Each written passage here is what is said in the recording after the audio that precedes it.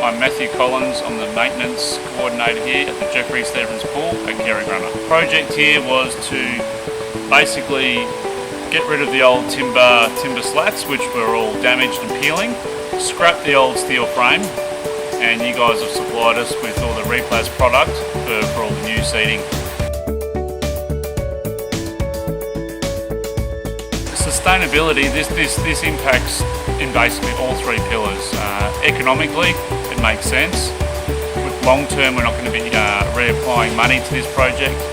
Socially, it's welcoming now for people to come and sit up here because it's clean, no timbers peeling, etc. So people are looking to come and sit here now. And environmentally, it's a no-brainer. Plastic is a lot more durable than the timber. The timber I'm going to have to be recoating every year or two. This, hopefully, I won't be having to touch for many years to come.